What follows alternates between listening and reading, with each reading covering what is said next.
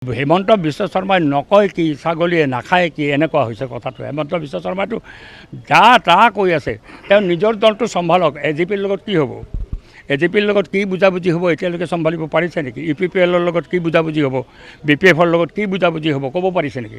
তেওঁতো ৰুলিং পাৰ্টিত আছে, তেওঁতো মুখ্যমন্ত্ৰী। মুখ্যমন্ত্ৰী হিচাপে তেওঁ আগতে কওক অগপৰ লগত কি হ'ব। এতিয়া অগপই যিমান বিচাৰিছে, অগপটো এৰি দিয়াত কালত এইবাৰ নাই। তেওঁ অগপৰ লগত বিৰোধ চলি আছে যে অগপৰ তৃণমূল পৰ্যায়তো বিদ্ৰোহৰ এটা পৰিস্থিতি সৃষ্টি হৈছে। যদি বুজাবুজি কম হয় চিট তেওঁলোকে কিবা ভূমিকা লয়। এতিয়া মুখ্যমন্ত্ৰী আহি কৈ দিছে ফ্ৰেণ্ডলি, অগপই খেলিবই পাৰে ফ্ৰেণ্ডলি। যেতিয়া যদি কি হয় পৰিস্থিতি, ৰাজনৈতিক পৰিস্থিতি, UPPLে কি কৰিব এতিয়ালৈকেতো স্পষ্ট নহয়। UPPLে আজি যিটো বাতৰি ওলাইছে, কালি যিহেতু সিদ্ধান্ত যে UPPLে অকলে খেলিব। যদি অকলে খেলে এটা বেলেগ পৰিস্থিতি, কাৰ লগত যায় UPPL পিছত সেইটো এটা বেলেগ বিষয় হ'ব। এতিয়া শাসক চক্ৰৰ বুজাবুজিৰ ক্ষেত্ৰত কোনো ধৰণৰ আগবঢ়া নাই, বৰঞ্চ আমি কথা বতৰা পাতি মোটামুটিভাৱে এটা ছেটেলমেণ্টলৈকে গৈ আছোঁ। অচিৰেই এটা ছেটেলমেণ্ট হ'ব। এইবাৰ কংগ্ৰেছে সেই ভুল নকৰে, আমিতো নকৰোঁ।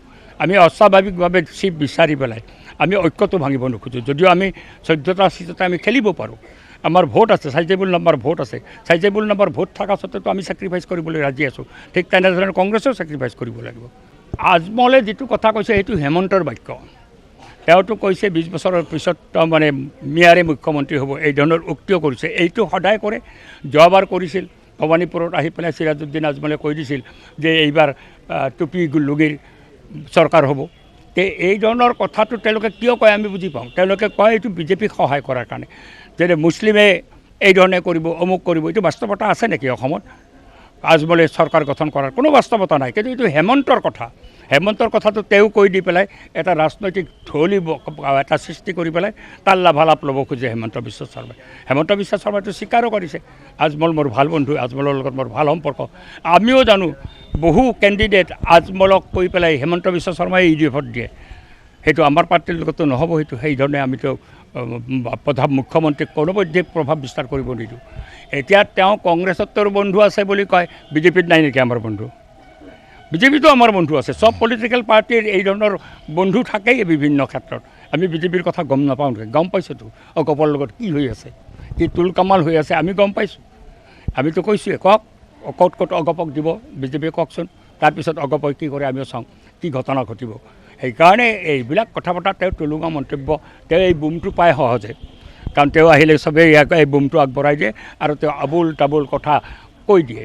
তেওঁতো এনেকুৱা ক'লে। এতিয়াতো আমি দেখিছোঁ দিলীপ শইকীয়া আৰু হেমন্ত বিশ্ব শৰ্মাৰ মাজত বিৰোধ হৈছে। হেমন্ত বিশ্ব শৰ্মাই ইতিমধ্যে কেণ্ডিডেট ঘোষণা কৰি দিছে। নগাঁৱত ৰূপক শৰ্মা, লখিমপুৰত মানৱ ডেকা, বাৰীত ঢকুৱাখানাত দলে ঘোষণা কৰি দিছে। দিলীপ শইকীয়া কি কৰে? দিলীপ শইকীয়াই ক'লে এনেকৈ আমাৰ কেণ্ডিডেট নহয়, যিয়ে নকওক কিয় কেণ্ডিডেট হোৱাৰ এটা প্ৰক্ৰিয়া আছে। তেওঁলোকে বহিব, তাৰ পেনেল বনাব, পেনেল যাব ওপৰত। তেওঁলোকেতো সৰ্বভাৰতীয় দল, তেওঁলোকৰ টিকিটো বন্ধা আছে দিল্লীত। এই দিল্লীয়ে যিটো ক'ব সেইটোৱে হ'ব। কিন্তু এইবিলাক কৈ আছে, তেওঁ কৈ থাকে এইবিলাক কথা পতা। তেওঁ কোনো লাগাম নাই তেওঁৰ কথাত। তেওঁ গণতান্ত্ৰিক মানুহো নহয়, তেওঁ সংবিধানো নামানে।